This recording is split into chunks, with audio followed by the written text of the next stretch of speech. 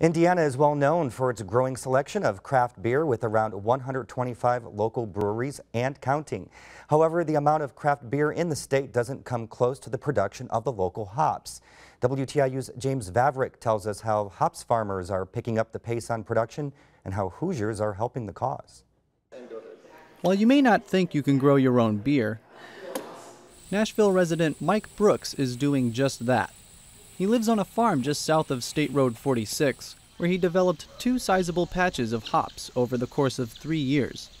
With the explosion of craft beer, we thought that hops might be a good crop that would be a nice fit for our place here. Indiana is home to an impressive market for beer lovers across the state. Some breweries are even selling on a national scale. They use massive amounts of hops in their brewing process, but how much of that comes from Indiana soil? Some of Indiana's top brewers are saying it's not much, and it's for a good reason. We have a lot of people who contact us yearly. Hey, we've got some extra acreage and we want to grow some hops. That's fantastic, but we need to make sure that we know some basic information, alpha acids, all those kinds of things that we get from our national providers, so that we can accurately and intelligently make beer and know what it's going to be like toward the finished product. Dave Colt and Clay Robinson are co-founders of Indy's Sun King Brewing. They say most of their hops come from the Pacific Northwest, an area that flourishes with hops harvesting on an industrial level. While we have the ability to grow hops, the infrastructure isn't here to actually package and process hops so that they have storage, shelf life, and stability. Most farms in Indiana, like Brooks Farm in Nashville, harvest their hops whole coned. They're using the whole bloom, and they can only really use that when the season is in.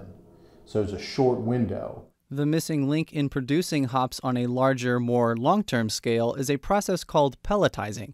This process turns the whole bloom plant into tiny pellets, perfect for packaging and a sustainable shelf life.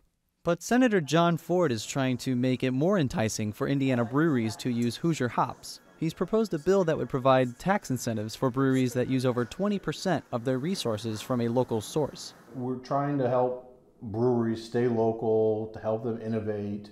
And there's this little subculture of people out there that are growing hops, growing specialty barleys to help the brewers out.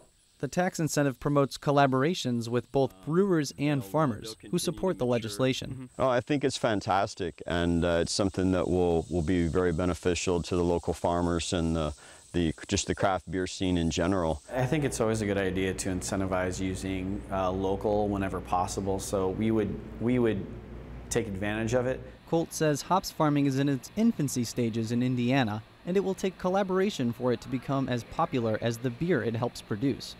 But for now, Brooks and his farm find value in the smaller overnight batches. He said he made the conscious decision to sell whole cone hops to give local breweries the opportunities to make fresh hopped harvest ales, which wouldn't otherwise be possible. The logistics of overnighting fresh hops from the Pacific Northwest to Indiana to get them in the beer is very difficult. Mike will host a big harvesting event later this month where community members will pick hops and send them to Brown County's Quaffon Brewing to brew overnight. For Indiana News Desk, I'm James Vavrick. The Indiana Hop Growers Association is working in conjunction with researchers from Purdue's Horticulture Department that hope to localize the infrastructure to promote local hops growing and distribution.